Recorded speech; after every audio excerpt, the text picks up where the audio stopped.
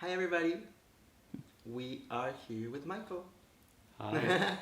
So, this is a beautiful Sunday, and it's basically 1 week in fall. We are in Libra season, which is amazing.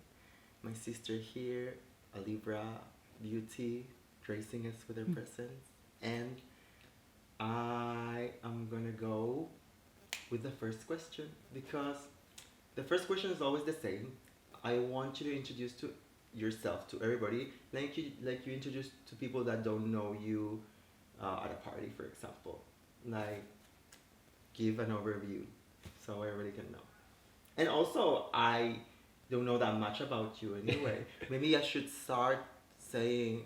No, I'm not gonna say how I met you anyway. I mean, it's beyond the point. So you introduce yourself and tell everyone.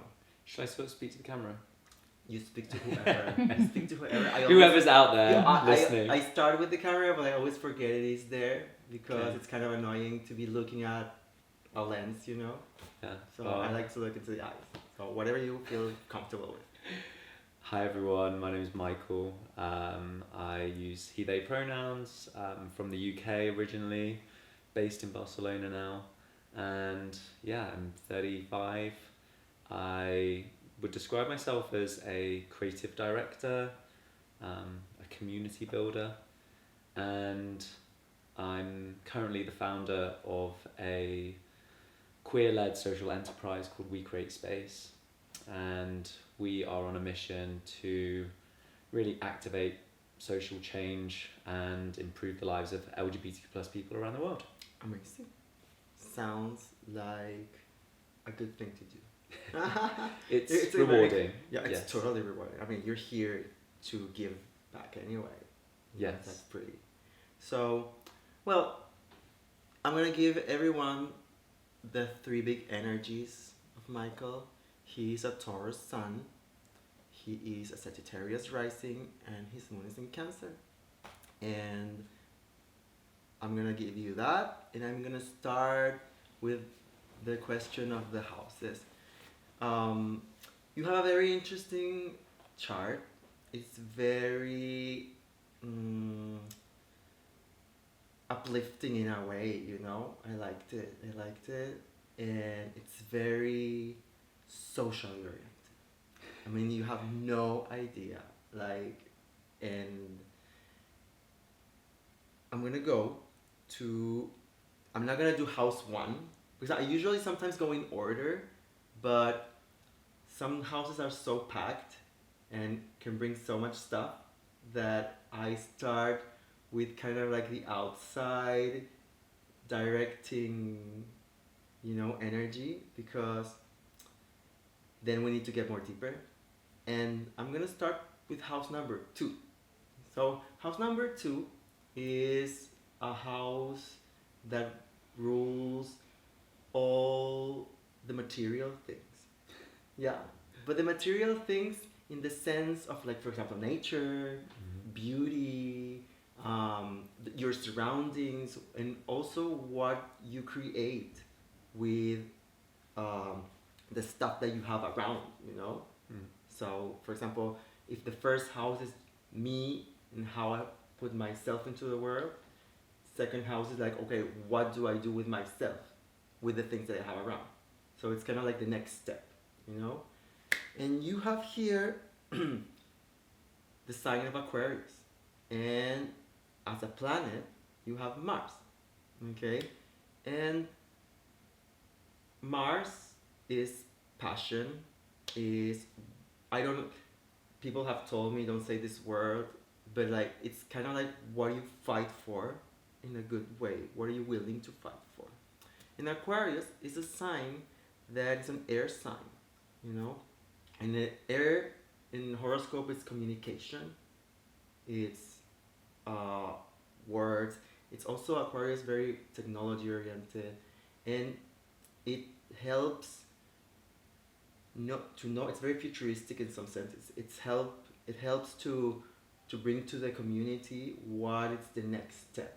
You know, so um, I want to ask you, this is like a super big question, but like, how do you express your passion for humanity?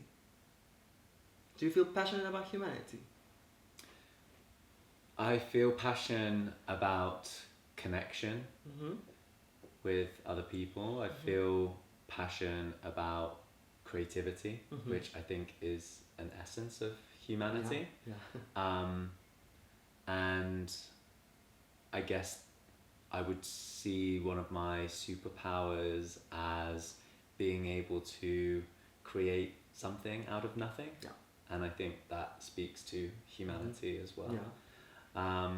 So I think in my life, my personal life, my career, Mm-hmm. whenever those elements have been present, that's when I've found myself kind of performing Mm-hmm. at my best. Yeah.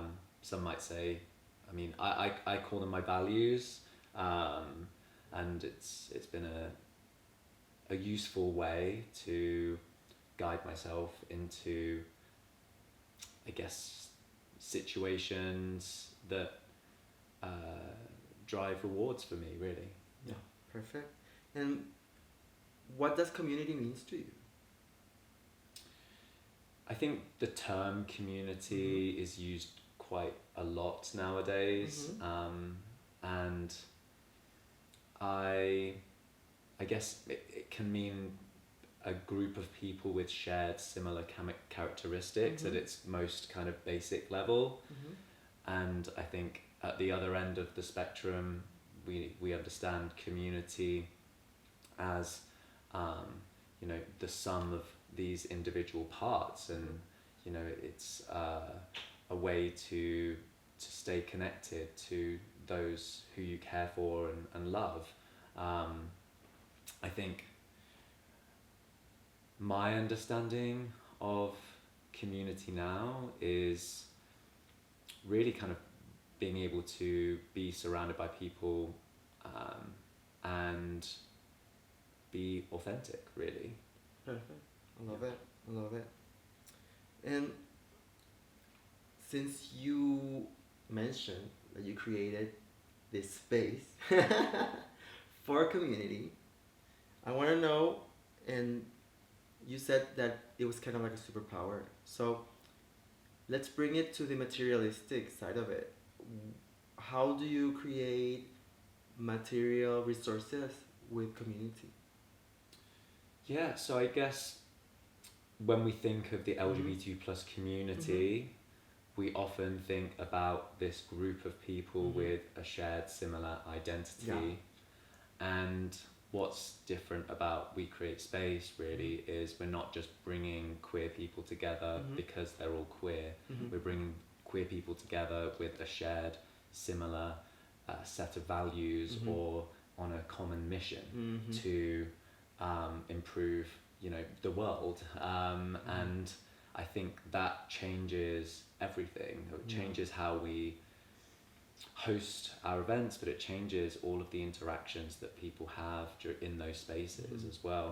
Mm-hmm. I feel that it's kind of like they these people of this set with this set of values that are there, you're helping them to also put their energy and purpose into the world in a way that it's served to all of us, you know?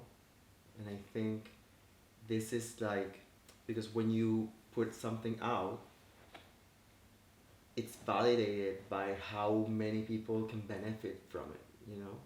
And this is the energy that I see in this house, because Aquarius always thinks about what the rest of the people need before they see it, you know?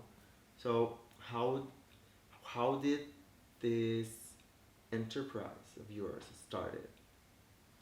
Yeah, I think it's interesting you said that, Mm-hmm. because initially when I started, Mm-hmm. I thought I was playing a numbers game, so I Mm-hmm. was trying Mm-hmm. to attract as many people as Yeah. possible, Mm-hmm. and it just wasn't happening, Mm-hmm. um, for whatever reason. Attract as many people as possible because of you. What was the thing you had in your mind attracting these people? And you need to do something with them. I think I'd worked in very big brands Uh-huh. and had kind of, I guess, come with some expectations. Uh-huh. Okay. And expectations are, you know, a sure way to be disappointed. Yeah, for sure. Um, It's basically the definition of expectation. Yeah.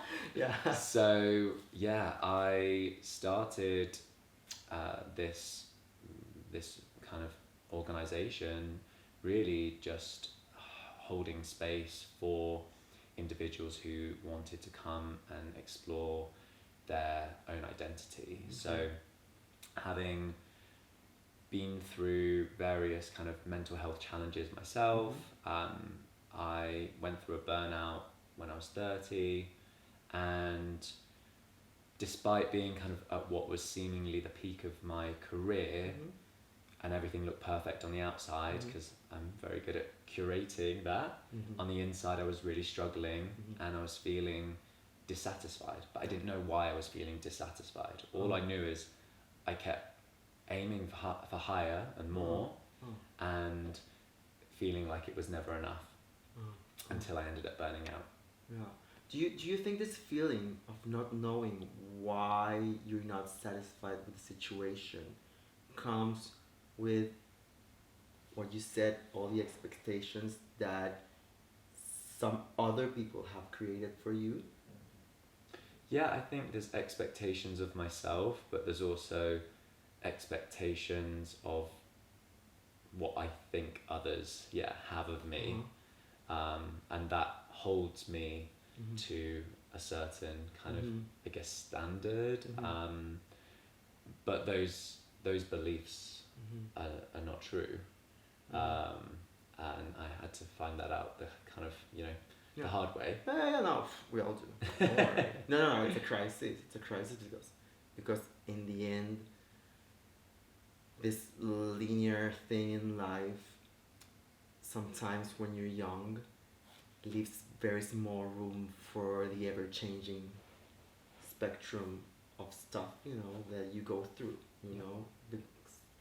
You tend to be raised with, I mean, it's so weird. For example, this is a good example for me.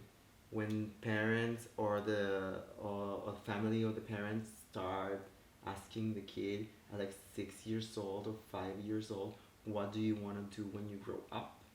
You know, and it's like, to a kid who essentially lives in the present, this is like super. I mean, they say fantasy stuff, of course, but the question keeps coming back and keeps coming back, and you're like, oh my god, this is serious. Some like, it's gonna like, you know. And I feel that lots of this crisis of the expectations that you said you put on yourself, because in the end, you just grab them, and you make what you see. You say, oh my god, this is what I know, so I can fit in here, here, here, here, but you don't see the whole range. You know.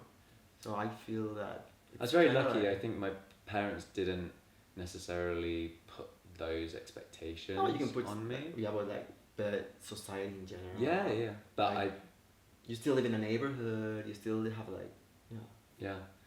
It wasn't necessarily about what I wanted to be when I grew up. It was more about what I didn't want to be. Okay. And the expectation of what it meant to be a gay man in society. And I think that drove me to make certain decisions, really. I don't want to be labelled X, so I'm going to prove them otherwise by doing, you know, this. And showing my self-worth in another way. Okay, good. Like it. So, actually, you mentioned two things here, and especially at the beginning, that leads me to the next area. First, I wanted to say, since we're close to house 3, and house 3 is the house of communication in general, you have the North Node there. So the North Node, it's a point, it's not a planet, it's just a point in the chart that it's the energy that you keep coming to fulfill yourself, you know? So I see here that you, in the end, it's a very important thing in your life to use communication as a tool, you know? So when did you realize that? Because, I don't know, for me, for example, communication was something that always took it for like, it's just a granted thing, you know? You either decide, I wasn't passionate about communicating, you know? I just like, but I feel that you realized it, or you have a very internalized the power that comes from it, you know? So how do you experience in yourself, when do you realize that you have this kind of like essence here that drove a little bit of your work or your being, basically? Yeah, I guess there's an element of hypervigilance from growing up around understanding we communicate with everything that we Yeah, do, you know, yeah. our voices, our Uh-huh, behavior. And as soon as I understood that certain things that I was communicating were seemingly getting me in trouble because Oh. they were people were picking up on like my femininity or certain tones in my voice, and so I think that's where I first understood, you know, the connection, The connection between between. yeah, internalized So you consciously understood it. yeah, Yeah, and you change it. yeah. And then I think there's an element of influence that then comes with that when you understand, oh, well, I can change how I communicate and how I'm understood. And And get a that different outcome. get a different outcome. Exactly. It's called manipulation. Wow. And that served me fairly well. Probably not for, you know, long term, but Yeah. growing up, kind of understanding that, navigating careers, because, you know, workplaces are very kind of strange environments. You know, they're full of I guess, again, Dynamics. Maybe. different dynamics. There we go. Yeah. That's Dynamics. That's the word. I recently discovered that thing. power dynamics, and yeah, understanding kind of like who you need to be in certain environments, who you need to impress, or who you kind of need to perhaps just get closer to. That can be very useful in a kind of work environment.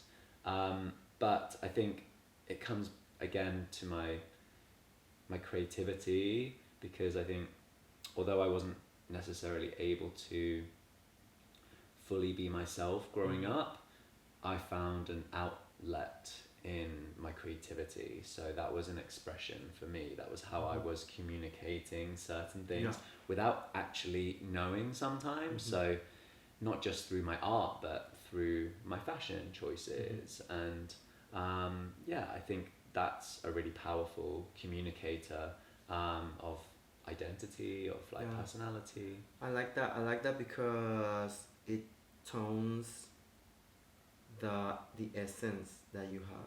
Because I'm gonna go to, I inevitably, because I have to go to house 5, you know, because house 5 is where you have your sun in Taurus, and is the house of creativity.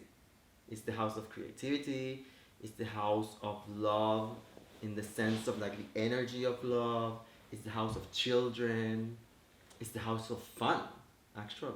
You know, it's like my favorite house. I have the sun there too. I love it because it's what saves me in the end, like creativity. So, I like the link you did with how the choices you made creatively communicate, you know, because it's not, it's a, it's kind of like a something to pick on a little bit, because you can have, like me, the sun in this house, but express it some very different way, you know.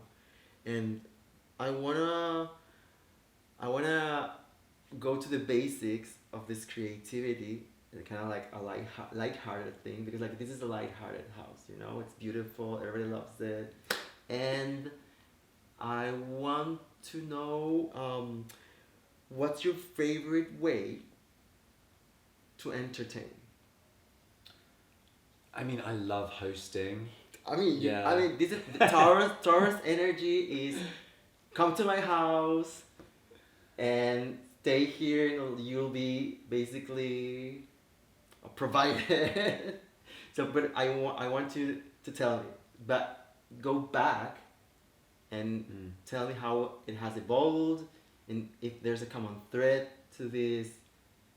Always It's loved entertaining. throwing birthday parties. Okay. Yeah. Ever since I was growing up. Yours and the other ones. And what? Sorry. Yours. My Your birthday. birthdays. Okay. Yeah. And I think just inviting people round my house was always, a place that friends felt welcome to come. We'd always go back to mine after nights out. And yeah, I've always just loved kind of throwing dinner parties and things like that. Mhm. Yeah, I think it's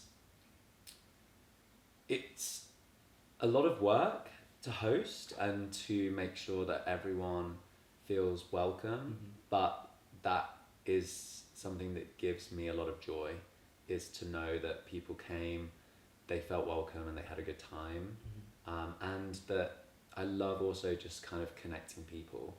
So often kind of bringing people together who haven't necessarily met before, or who I think who would get on, and just kind of, making that happen, Yeah. really. Yeah, no, I mean, it's a gift. Well, it's a super gift, you know. And do you think, for example, currently, besides the entertaining, how do you are expressing now your creative side? Do you have projects in particular? Do you think it's just such an ongoing thing that you don't stop? Tell me about it, because it's a thing that I feel, and probably you feel, that you couldn't live without. So you always kind of like, it's always in the back of your mind, of like, oh yeah, I'm creative. Oh, I'm creating. I'm creative. So tell me your current creativity processes and your inspirations, and where this in the now are you like leaning towards? Yeah, I mean, I worked in fashion and kind of marketing Mhm. for over 10 years, and I had a very practical output for my creativity. I was on photo shoots most days, doing TV ads and Yeah. things like that. Now I run this kind of, I run my own business, and we certainly don't have the budget for kind of doing big photo shoots, but I still find so much joy. What is your business? We create space. Oh, that's a business. Yeah, Nah, so just kidding. so No, well, photo shoot. I mean, yeah. so we are a business. We provide diversity, equity, and inclusion consultancy to corporate partners, and then we use the profits made from doing that work to pay for the community work that we do. For example, do you feel that, because the creativity, it's a thing that always comes in the present moment? It's just like, it's not. I mean, everything informs you in general, whatever you see, and it's at some decision that you need to make very presently, you express something. So when you said you were in the fashion business, there's a lot of planning behind that. So was it hard to feel that you were like, oh, this is my creative vision, but I have to maybe tone it down for what it's gonna sell or not, or you didn't have that process and you said, no, I'm like doing it and it's gonna sell because I'm doing it? I think there is a confidence that you can have. I mean, I thankfully seem to get good results. Yeah, it informs you. And but I don't think it was necessarily driven by kind of I don't know. I don't think that it was I didn't expect that I would always get good results. I Okay. think you have to kind of like Stay constantly present. be looking at feedback and Yeah. asking Yeah. people Yeah. for their input. Yeah. And yeah, I think creativity for me, certainly you can't just like if someone asks you to like be creative, come up with an idea, Mm-hmm. of course I might have some ideas already Yeah. in my head, but Yeah. if I want to think of something necessarily new, you can't know when that's going to come. Mhm. So you have to kind of create space for that Mhm. to come. Mhm. Yeah. Yeah. Okay. So, um, how do you relate? Because I'm going through another parts of the house 5. How do you relate to the inner child in you? Well, you mentioned playfulness earlier, and I was definitely a playful child, Yeah. and then suddenly it kind of disappeared a bit. Yeah. I think as I became more serious and also again navigating like corporate spaces, playfulness isn't always something that's celebrated because it can make you come across as, you know, juvenile, or, you know, you're not gonna necessarily be able to do your job properly. But it's something that I now try to integrate into my everyday, to be honest, and try and connect with that playful child that I remember. And after all, I mean, life is too short to kind of not have fun, and I don't think there's an age bracket on playfulness. I think it's again another way to kind of create space and connect with inner creativity as well. Yeah. Yeah. I like that. I like that. Then I want to go to the love question. You know, the energy of love question of the sun. So, do you often think about the concept of love? Do you often feel the concept of love? Do you, for example, say in your head sometimes, I'm doing this for love? I want you to give me like your personal relationship with this energy. I don't think I connect with that energy very often. I think I find it difficult to. And I think I'm probably protecting myself sometimes. But when I do connect with it, I feel it very strong, and it reminds me that I can connect with it. And it sometimes surprises me. Yeah.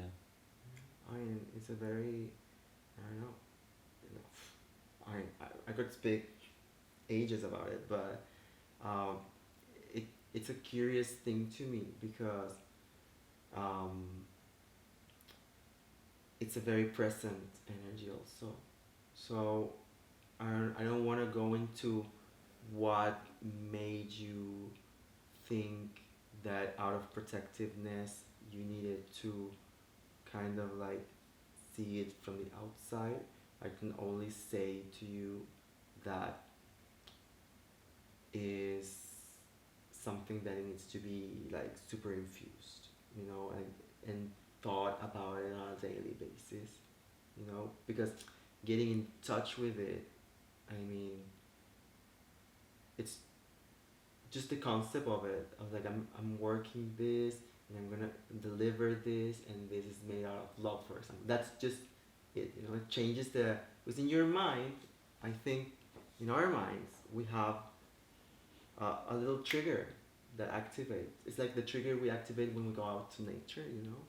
It's like you'd be depressed, but you know if you go for a walk in the woods, you're gonna come back feeling amazing. So it's kind of like the same vibe, you know. And do you feel, for example, that because Taurus is a very stabilizing energy. It's kind of like what you said. I want to feel everybody welcome. You also, do you feel, for example, that you crave for stability? Yes. I feel like I am a very grounded Mm-hmm. Yeah. person. Yeah. Yeah, I think people value that in me. Mm-hmm. It's again a superpower to be able to bring that to a space. Mm-hmm.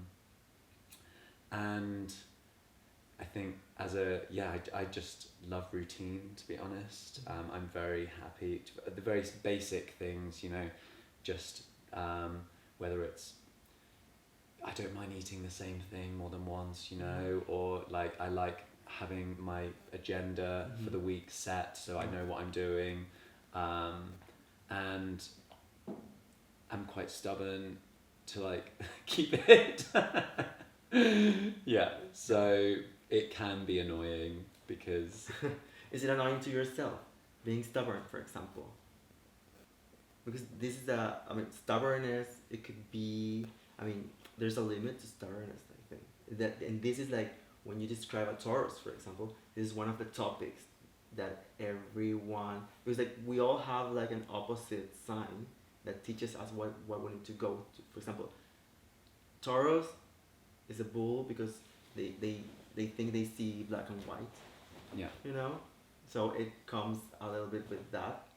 And then, for example, your opposite in that, the complementary opposite is Scorpio, that it's there to teach you the great scale.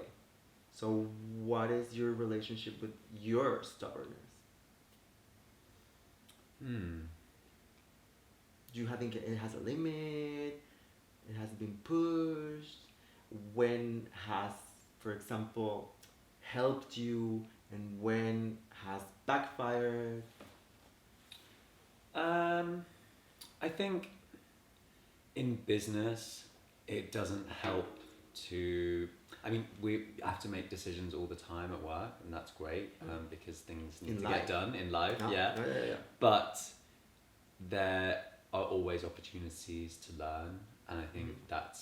that's where I've kind of had to be okay with actually Changing your mind. changing my mind. Yeah. Yeah, exactly. Being proved wrong Yeah. as well, which I hate. Oh my god. But yeah, my mum and I are both quite stubborn, and we both hate to be proved wrong. So yeah, we know exactly how to wind each other up. Okay. So you go for comfort to her when you were proved wrong, basically. I like that. I like that. Okay. You also have, for example, I didn't tell you, but you have the sun here and also Jupiter. And Jupiter is the planet. It's a good look. It's a good luck planet. It's the planet that expands everything it touches. So, well, it can expand the negative, but in a positive house, it expands in numbers. Like in in for example, if I'm telling you of, if you said, for example, oh, I would love to be a father. You have lots of kids, you know, kind of like, so it's it's a very uh, big thing to have like a nice backpack for you to trust in. So Yeah, I think, I feel that. yeah. I feel that uh, you're not the one. For example, if you were a writer, you're not the one to make just one poem. You Yeah. will be like, oh my god, I'm gonna write 10 books at the same time or something. You know. So do you feel? And I want to go to the kind of like the multitasking question with the creativity. You know, did you felt a moment that sometimes overwhelming, because like when you have the we create space gatherings, I mean, you receive lots of people, so in some sort of way it's a big community, you know, and I can see that if you keep putting energy into it, it's gonna for sure be super big. So do you feel, for example, ready for that, for something big, you know, in numbers, and you being the person that's on top of it? Do you feel ready for that? It's a question I ask myself, Mm-hmm. like most days, to be honest, because it's a big responsibility. Yeah. Yeah. But you're right. I mean, I've always felt very lucky. I've always felt very privileged to be able to almost kind of like be able to go for something that I want to achieve and not have necessarily the self-talk in my head saying that I can't do it. Yeah. In fact, the talk in my head is like, go for it. Yeah. And that's, I feel like that energy of kind of like, if you want to put your energy there, it's going to happen. Yeah. And a lot of people have said like, oh, you're so lucky. And I think maybe there is an element of that, but Oh, you're only lucky if you feel it. I mean, I think we're all very lucky, in general, but it only comes down to if you feel it or not, and I just feel guided, to be honest. Guided where to put my yeah. energy and my attention, and I often I put it, like you said, multitasking. I'm putting it in different places. Yeah. It's almost like playing, gambling or something. You're putting chips on different things, and I think that's kind of how I keep moving, keep things moving. Okay, Yeah. you like to diversify and expand this kind of. Yeah, it puts a lot less pressure on that one thing working when you've got multiple things going on. But what about the responsibility? Are you feeling it? Because I mean, I'm just maybe shadowing into it, but it's a little scary. It is scary, yeah. It is a little scary because we are dealing with, you are dealing with people, and the concept of community, it's a very inherent thing through the human history. People think, let's just put a past and a future and a present, but I think what I've been feeling is that so on and so on, we've been changing the concept of community outside the family, and people often say, no, my family is what I picked to be family, and it can come from different backgrounds. Some people say, for example, no, the family is where the people that I surround me at some moment, but if I move into something else, well, I have another family. So it's kind of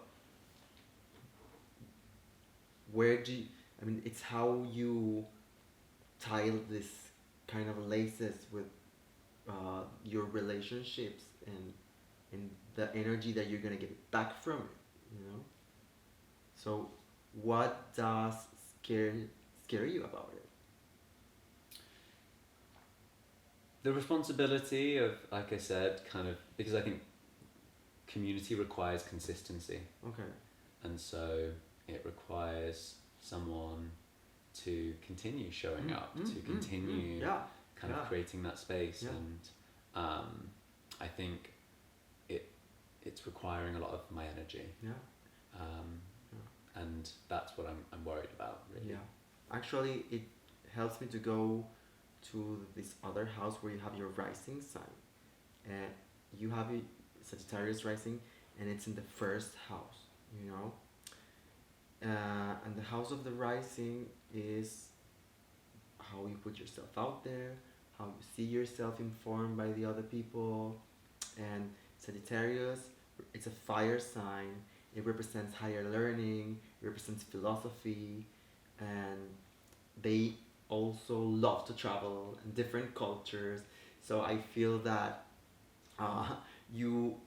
this kind of fear sometimes can come.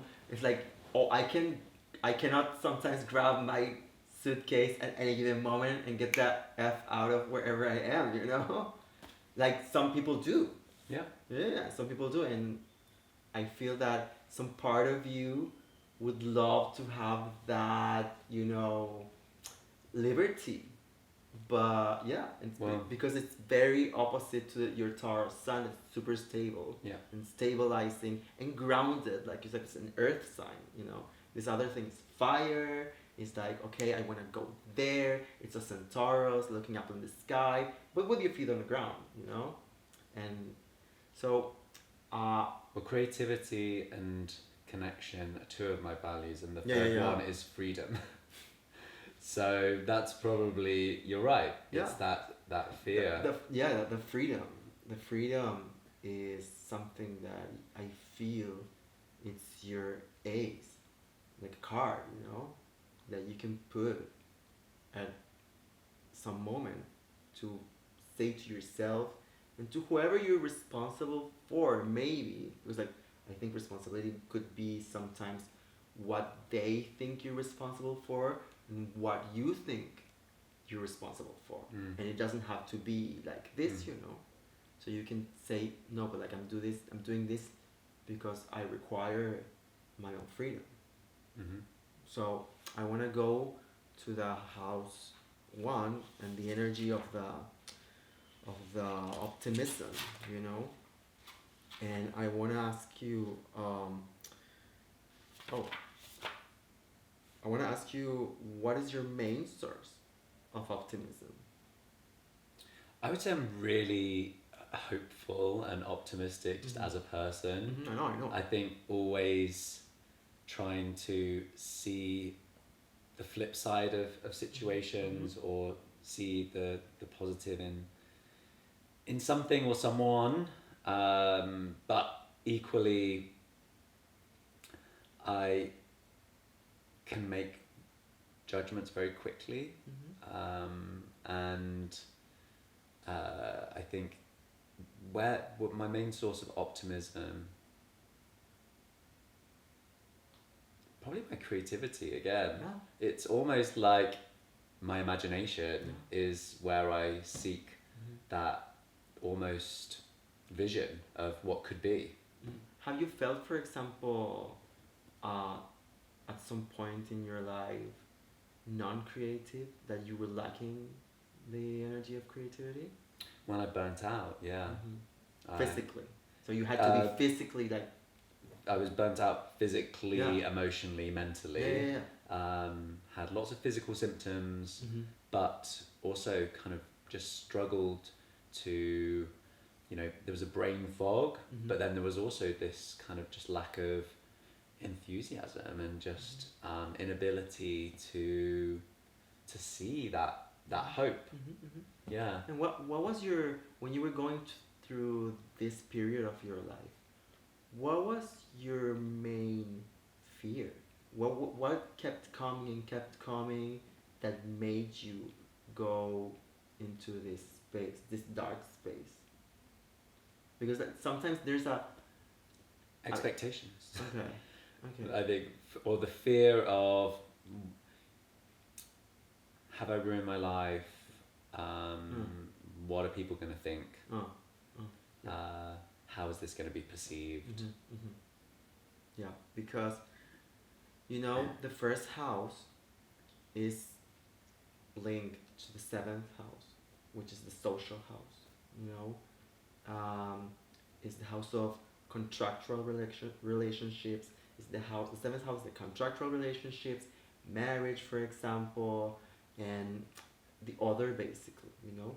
And you have all these planets in the first, but also all these planets on the seventh. So it's super incredible to me that you struggle with what other people think. You had a very intense fear of Rejection. Rejection, like super high. And do you? How? I would love to know how or when did you start like realizing about the other in your life, like that for example, it's not just me and what I want to do, it's just like also other people around. Uh, did you felt at an early age that, you know? Probably from about 4 years old, I Yeah. think, understanding uh, that now I see it as me understanding that Uh-huh. I was gay Uh-huh. or queer, but really kind of it was the understanding that something's different Mm-hmm. from me to kind of perhaps others. It kind of feels like it crushed you. It crushed your soul. The fact that you were portrayed as someone who might not fit in, and and be kind of like rejected Mm. at some point. So, um, um, it's I don't know. Like for example, I have here uh, three. I want to talk about these three planets. They put here in my notes Trinity. The Trinity. Because you have here in the first house of the self Saturn, Uranus, and Neptune. It's the planets that take the longest to turn around the sun. Okay, so for example, Saturn's, it's where you put limits. It's a limiting planet, and it's kind of like called the task maker. So I feel that people with Saturn in the first house were restricted in childhood of their personality.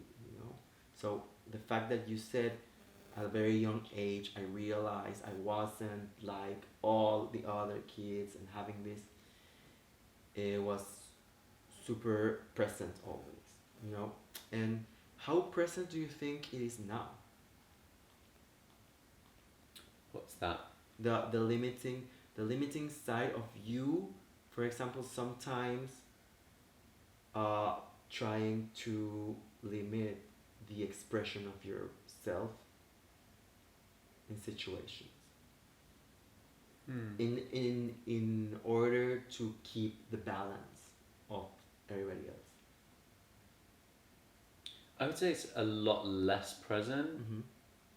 Yeah, for sure. through the environments now that I choose to Mm-hmm. occupy, and obviously now I work for myself, which it Mhm. helps. But it still does come up for Yeah. sure. Yeah. Yeah, I think there's still times when masks come on, Yeah. and it's like I need to be this person here, or it's just going to be easier if Mhm. I am, this person For your here. goal at that moment. Exactly. Yeah. Or Okay. just for my safety, Oh, well, let's not go into extremes. Okay, because you said something that I wrote here.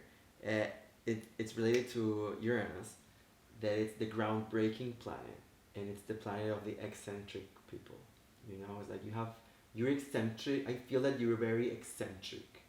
You know, like um, because and these people that have displacement usually don't do good not being their own bosses.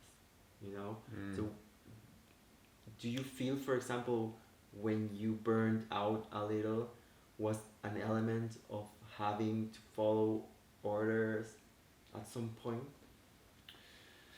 not Uh, being able to really have like this individuality expressed fully? an element of that potentially, yeah. But also just trying to do everything myself as well, Yeah. and But do you see it as um some kind of perfectionism? yes, Okay, but I want to tell you it's not that. okay, It's not that at all. It's just you needing to express precisely your point of view, and not having to, uh, being it subject to judgment, So where do my perfectionist tendencies come from? Well, I feel the thing is, like, for me, perfectionists I mean, I feel that when you have come into the world. I mean, when you have also flying around the concept of expectations, Mm. perfectionism becomes a burden. But if you feel, for example, that I feel that everything I do, it's or everything that happens to me, Yeah. it's perfect. Yeah. Because it couldn't be any other way. Yeah.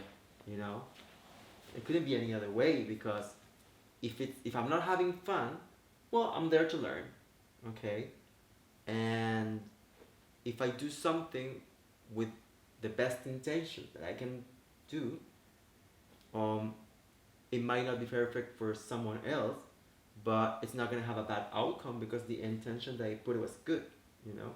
So I think to put the question of perfectionism at some kind of ease, it's kind of like what you're leaning towards to put the expectations somewhere else and leave them there. And I think that will be and has been for you very healing, you know, because of this opposition of all this other house with the moon there. We have the moon in the seventh house, so you feel taking care in a community imbalance. So you feel, and then we're gonna go to it, you know, because people that surround you are essential to you, but all this energy that you have in your first house that is quite unique should be for you a place of something that you might rest in your individuality. But your individuality making your own decisions. Sometimes regardless of what other people think, you know, and sometimes regardless of the anger of someone that you might love, you know. So have you had, for example, an experience with upsetting people that you really really love, for example, by putting yourself first?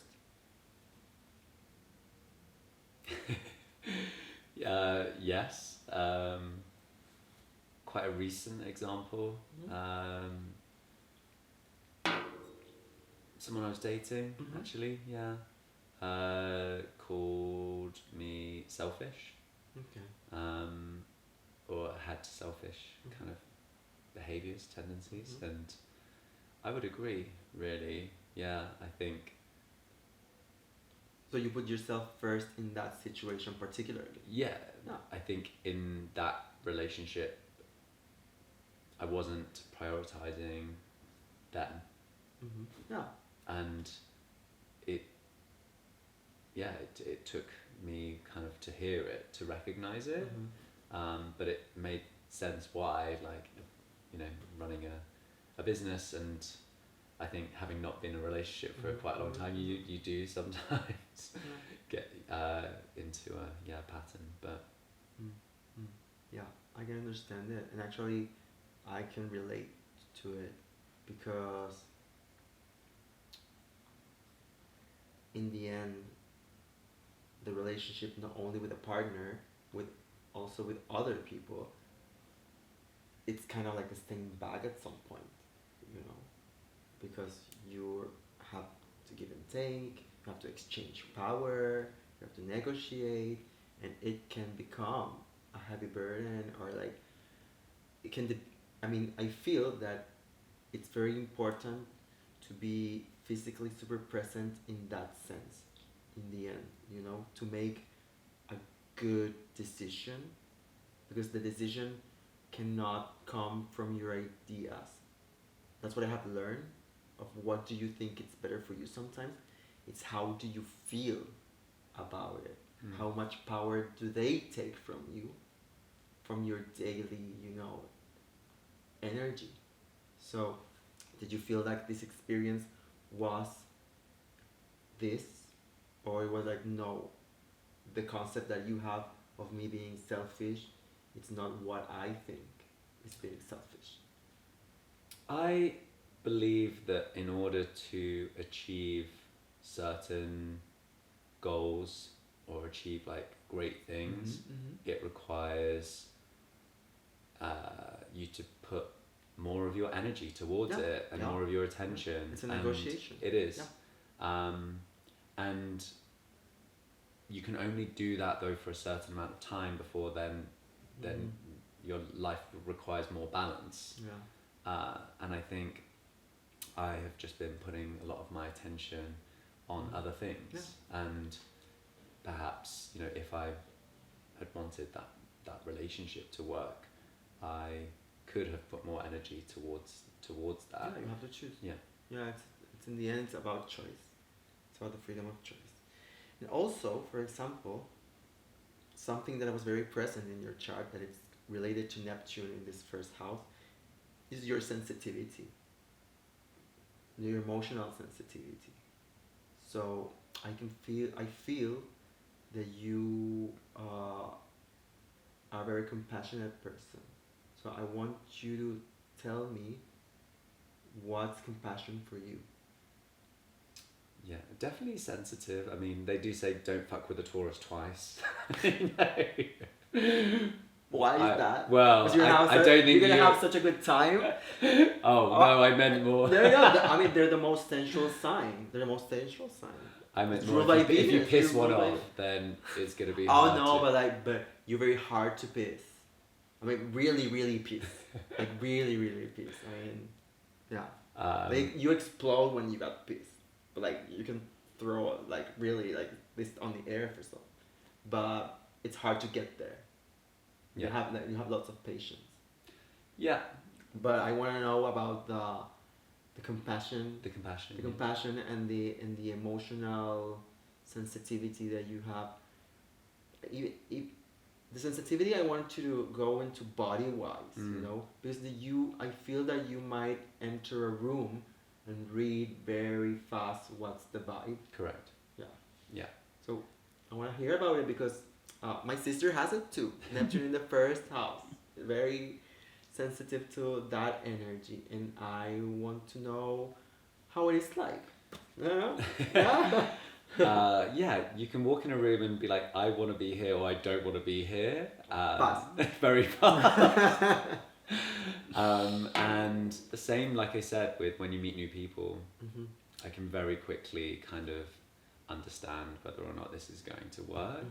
I think it comes back to this idea of connection, and from a very young age I've always been able to connect with people. So I remember when I was younger and I used to go around to my friends' houses, I would always end up chatting to like their mum or like their parents because I was just fascinated of like kind of getting to know that person more, like the stories and the kind of the depth. I was always listening to like my parents' like dinner parties and like the conversations, and I think that's again just a skill of mine really, where I've been able to make someone feel safe enough to be able to share, and for me to be able to kind of hold that space really and go there. It also has the flip side of that is quite energy consuming to kind of, I guess, always kind of be feeling that. Yeah.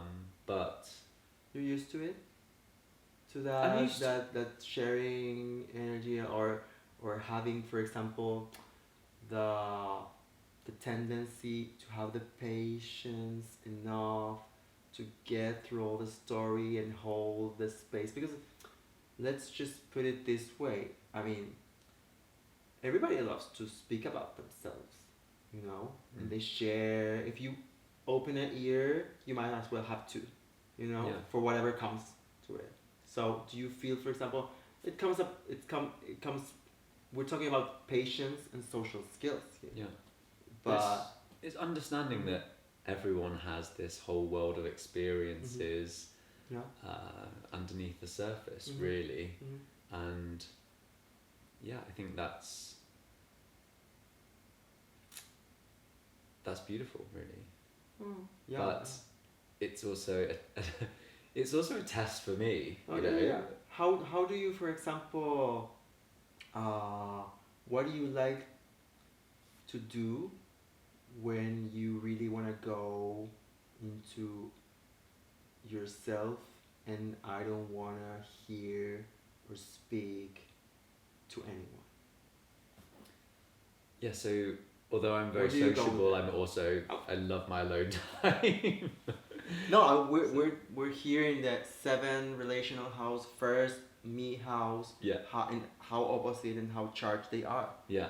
So I think probably 50-50 between going and Mhm. kind of being with people and then just being alone. And I love my kind of home space is really important to me. I could just spend like so long just Face. feeling comfortable. That's Taurus. Yeah. No, it's true. Yeah, it's true. Yeah. And I'm very comfortable just with my own company. No. Yeah. I mean, it speaks to your acceptance of yourself in the end. That comfortable with. I don't think I've ever been bored, ever. You have been. I don't know. Well, it's not common, maybe. Yeah, it's not Yeah. common at all. Yeah. Okay. So, um, I wrote here about something because you have in this Trinity. It's not in Sagittarius as your rising sign. This Trinity of planets, it's in Capricorn. And Capricorn is the sign that it's ruled by Saturn also. So what Capricorn teaches, it's hard work and be constant and patient to get to the top basically of the mountain, because it's a goat that wants to go to the top of the mountain. They're very patient, going like this, and when they go on top of the mountain, it's a transformational experience. So it basically speaks to uh, your greatest challenge will become your greatest skill. Mm. So I want you to tell me, what do you felt at some point was your greatest challenge, and now, or maybe you're in the process of becoming it your greatest skill. It's something that you thought, I would never in a million years be able to kind of, or be kind of like this person, or do kind of that thing, and you, and life has been putting it in front of you again and again and again, and you're like, okay, there's a moment where I cannot not try it, and you're learning it. Do you have I think I something? said this earlier. Yeah, I don't think I've ever had the belief that I can't do something. Okay. I think my biggest challenge is probably being satisfied or being at peace. Mm-hmm. That's what I'm aiming for. At peace with what? Wow. At peace, I guess more of the feeling of being at At peace, yeah. Yeah. Even with a stressful situation, being at peace. Yeah, finding the peace. Yeah, that's monk ability. Well, I want to say monk, but I think monks are very neurotic people. But I think it's a characteristic that feeling. Yeah. To have that feeling when you're stressed, for example, Yeah. or going through a hard time, it's a sign of presence.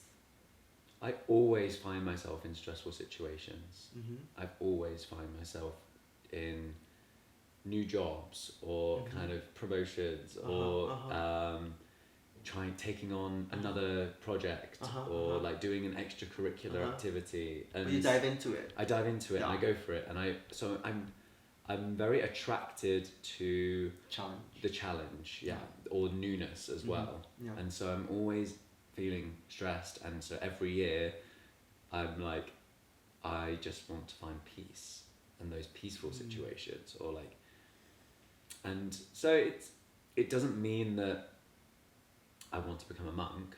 It just means that I again am probably always striving for more balance, so I'm constantly needing to introduce more moments of peace in my life to counteract some of this kind of more not hectic energy, but just kind of more kind of creative energy. It's bubbling up almost, you know. Okay. Yeah, I get it. Okay. So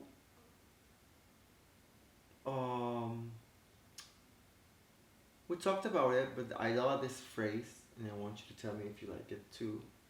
The privilege of a lifetime is being who you are. Mm-hmm. Do you feel that? Yes. Okay. Do you feel that you're being who you are 100% in general? Oh, it's hard to be yourself 100% all the time. I I mean, have no idea. there are like many versions of myself. Yeah, okay. Okay. And that's what I've learnt.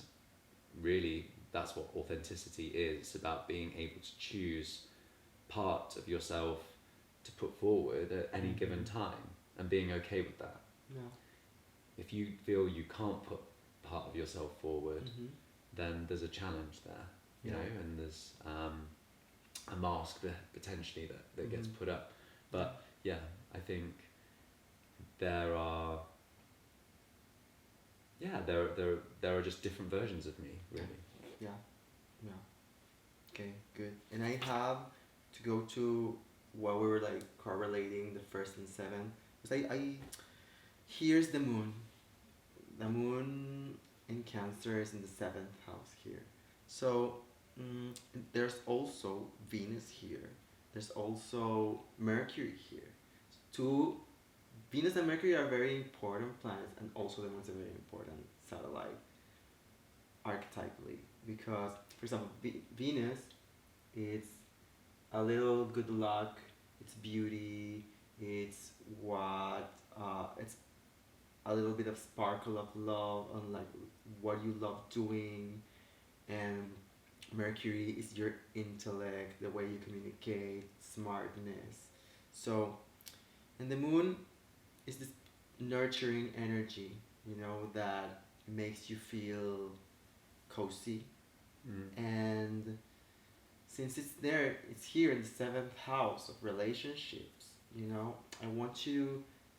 I have a question of, if when you were a kid, for example, what was the thing that made you feel most comfortable that has kept being a very, besides creativity, besides creativity, kept being consistent in your life?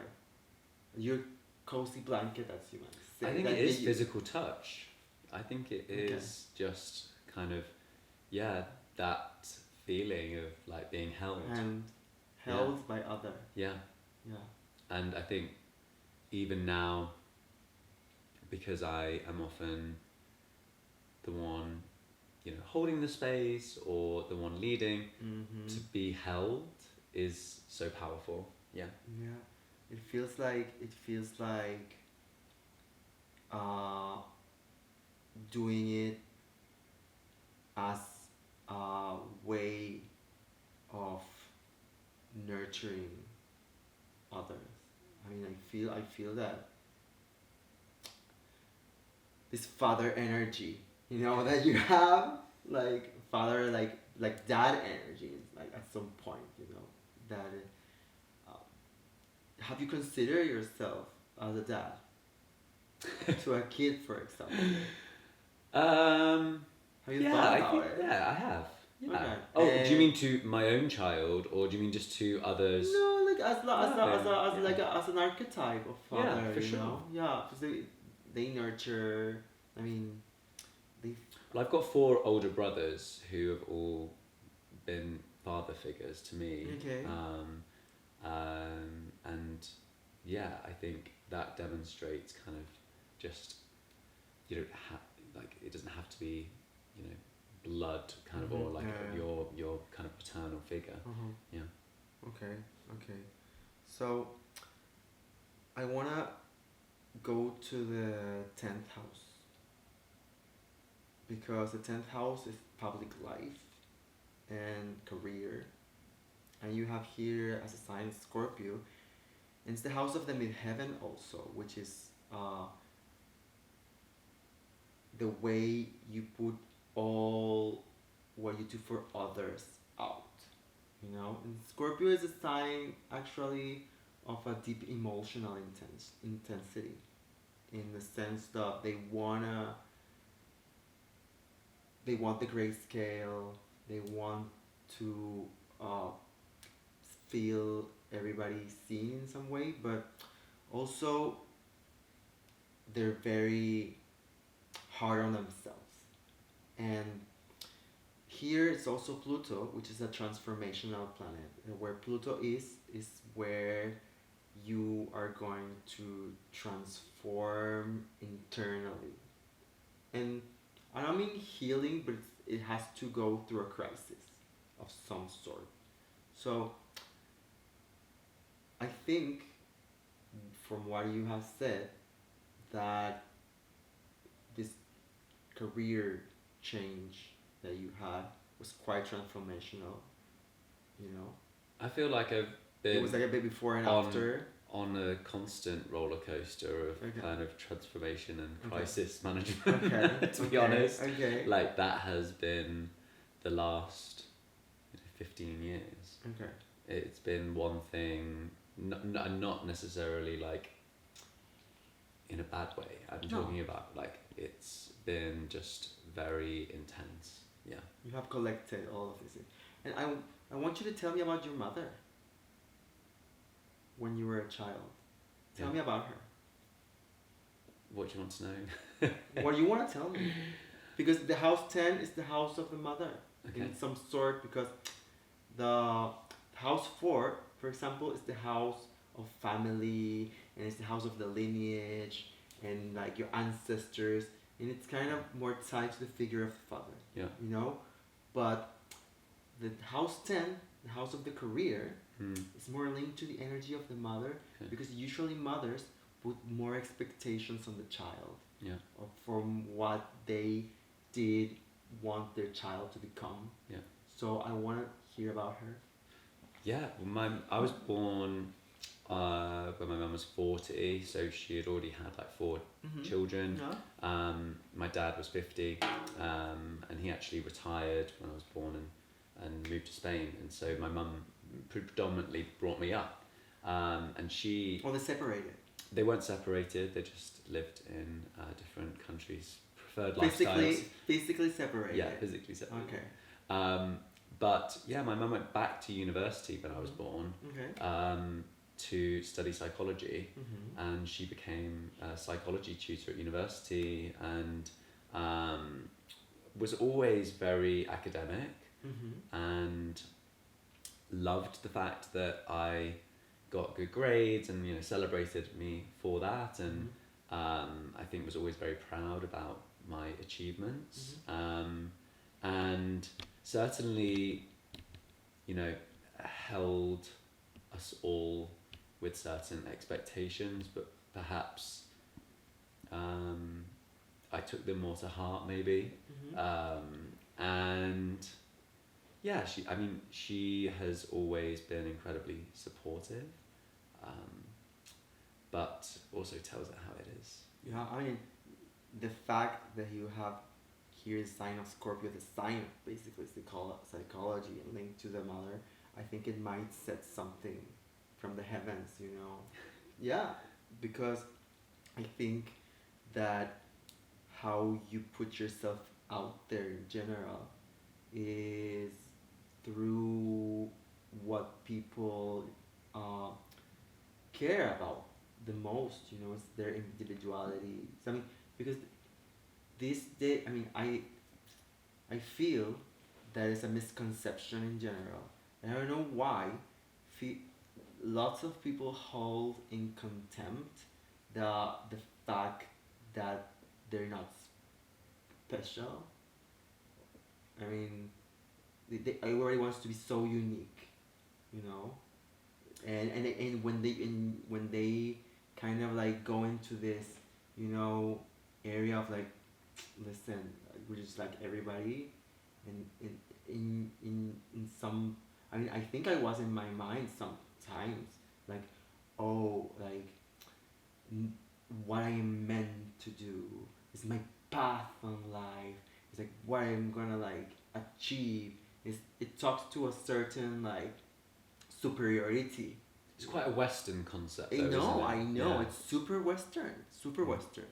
So I feel that you were dealing a lot uh, with that energy in general, because queer leadership in general is also linked to the queerness, which is speaks very linked to individuality. Mm.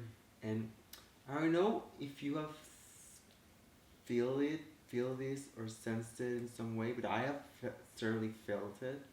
Is that whenever I go to an all queer space, I feel that everybody is a little too high on the fact that they're queer, you know, and use it as a way to connect with themselves, but not realizing that a little bit that this uniqueness that you show off separates who doesn't the person who doesn't understand queerness, you know, or maybe sometimes don't accept it. So uh, I've been a little bit scared by it to not fall into it. So I want to know your perspective on I think my queerness has impacted every facet of my life. So it's impacted like the career that I've chosen, Yeah. it's the relationship Yeah. I've got with my family, Yeah. the friends that I have, you know, how... You still you still relate to everyone as a human. Yeah. Yeah. I think it gives you a unique opportunity to look inside and Yeah. understand yourself. Yeah. And fundamentally, that really is a great starting point for changing how you engage with other people as well. I think when you can see your own kind of vulnerabilities, it's easier to kind of see that in others as well. Yeah, for sure. I mean, in that vulnerability, we all have it in common. It's like anyone, you know. Okay, I always I want to talk to you about ambition. Do you have an ambition? I think I'm an ambitious person, Okay. but I wouldn't say... I mean, I do set myself goals. I do have a 5-year goal, yes. Yeah? What is it? I've always had 5-year goals. Really? Yeah, it's... Why all- 5? Was the house Well, I have five? like a 1, 3 and 5. Okay, yeah. good. So I have vision boards on Pinterest and everything. Okay. It's very powerful. I'm a visual person, so Okay. being able to kind of curate that, Mhm. I find very helpful. And I mean, that, for example, you keep doing, I mean, I do it at the end of every year. have you, for example, internalized the fact that this manifestation does bring reality to you? Yes. Yeah. It's a How very would- powerful tool. I know, right? I know. I mean, I hadn't had it conscious for such a long time, and then when I start seeing the results, I was like, oh, true. Like, your thoughts create reality. And it's not going to look exactly like in the picture, but if you can connect Not with if the you're- essence of Yeah, the yeah, picture... no. Sometimes it does. Yeah, and that's... And that is. I mean, I think it always looks exactly like in the picture, but you might not see it because Yeah. sometimes you are somewhere else at that moment, but futuristically. Yeah, and we It's all crazy. see the same Yeah, picture yeah, yeah. differently as well. Yeah. Okay. So I always have 2 questions that I ask by the end of the show. I think, well, the first one is this. So you have unlimited money and resources, okay? What will be your area of charity of choice? Ooh, I think probably coming back to my 5-year goal Okay. is really to create this like retreat center. Uh-huh. So I'm very passionate about mental health and self-care and Mhm. well-being. So I think the well-being of the LGBTQ plus community is something that I feel needs more attention.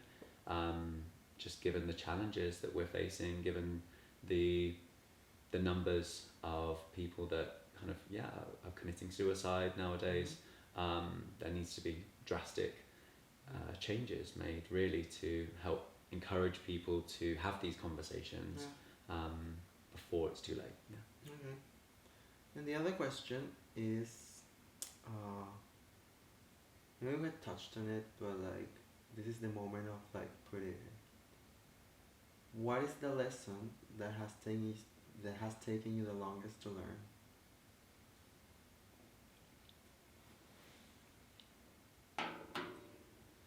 Take your time.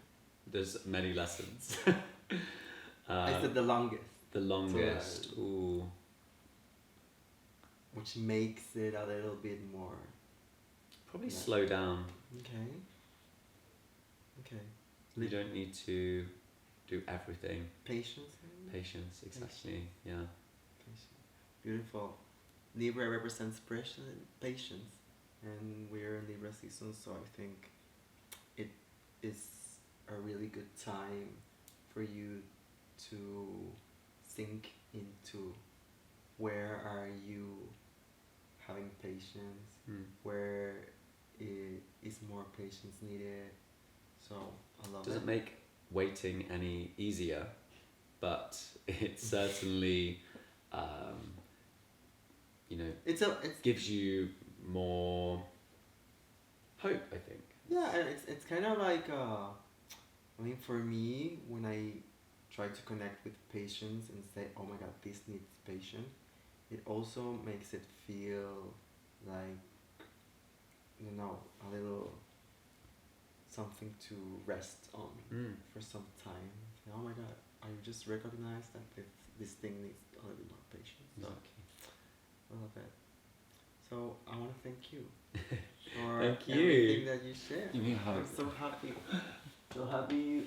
So happy for, we're at Michael's house. So it's a blessing to be able to share and be invited. And I don't know, I just want to say thank you. And I hope you had fun. I hope you, I wish you the best, of course. Thank you. You're such a beautiful soul. Oh, yeah, you means are. a lot. Thank you so much.